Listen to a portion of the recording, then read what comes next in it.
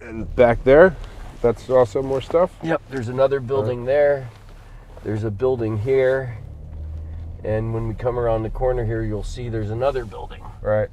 All full of cars and parts. Well, let's go see it. All right, pal. I'm excited to see this, definitely. Yeah. This is the main building. So this is not necessarily where all the good cars are, but there's a lot of cars in here and the majority of really cool memorabilia. All right. Well, yeah, so let's have a look. Feast your eyes, pal. All right. Wow. Amazing. There's just stuff everywhere. All But good really, really good stuff. The walls. license plate toppers, The walls, though. Look at that. superchargers, Hey, even hard tops, yeah. canoes, a little bit of everything. A lot of hard tops. And Cushman motorcycles. And everywhere you look, there's Cushman scooters in between. I see. All the cars, all up against the walls, and new old stock parts just as far as your eyes can see. It's unbelievable. And a lot of these cars, Ian, he would fly out to California in the 60s and 70s. Right. He'd fly out there on a one-way trip, go running around and looking for the best example car he could find, no matter what it was, but usually a Ford product. And he'd drive it home, bring it in the barns, drain the fluids, and park it, and the cars would never move again. And that's pretty much the story on the majority of the cars in there. Yeah, I mean, I see that a lot have no air.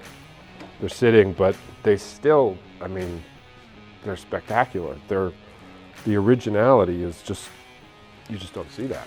California cars all imported to Indianapolis, Indiana, so it's quite a find. A lot of pre-war and post-war cars, right up in, mostly through the 30s, 40s, and 50s is what he liked the most.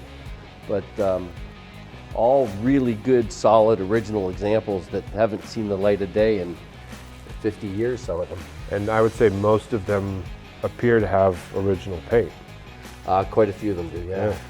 What I love too is that a lot of the cars still have the plates on them from where they came and with the last registration dates. Yeah. So this is 84 from California, so it's still got a blue and yellow plate.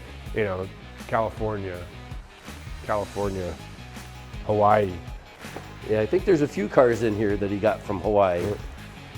But I noticed he's got a lot of 30s, 40s, pre-war basically V8s. Just all good choice stuff though. Yeah. This is one of the rarest here, 38 Cabriolet, which is very, very low production. And I believe the last year 39 was the last year for a two-seat convertible. So but that's a 38. That's a very rare car as well. And that's a factory color too. Washington blue. That's right. Yeah. So this is one of Ford's base model cars. It's just a two-door sedan, but this has the factory finish on it from when it was built at the factory, and it even has the original apple green pinstripe on it, Ian. That's so cool. You could see the weathering and the patina of the paint on the fenders and in different areas, and obviously the glass is all original. Is the interior original too? Yeah, 31,000 miles, and original upholstery on the seats and the door panels, headliner as well. So that's so cool. I mean, you don't see that, and I think whoever's going to buy this is just going to leave it as is. You just get it running. It's probably going to run great, and you just drive it. I mean, it's spectacular. Time warp. You preserve this one. You don't restore it. No. And how about that? A swamp cooler. Yeah, you've sold a few of those in your day, huh, Ian? Yeah, those are the most ineffective air conditioning unit ever created, but it's what you had, so you work with what you have, right? Yeah. No, it's pretty cool. You fill the interior with ice and cools down the cabin. It works a lot better in a smaller car like this. Yeah. How long do you think a load of ice would last in that if you were in Arizona or Florida in the wintertime? 20 minutes. Summertime, rather. 20 minutes. It's not, they say that it's actually insulated, and it is, but I mean, maybe it's 20 minutes. Well, let's keep going back there. Let's see what else. Killer Ford Woody, too. Yeah, and this one's all original as well, Ian. original upholstery, and this could, very unusual color for one of these. I was wondering that. It's hard to tell in this light, but it's got it's almost like a pale green. And this could be an original paint car too. It looks like it is. What's amazing is it really, you hear about people that something came in, they parked it, and it never moved again.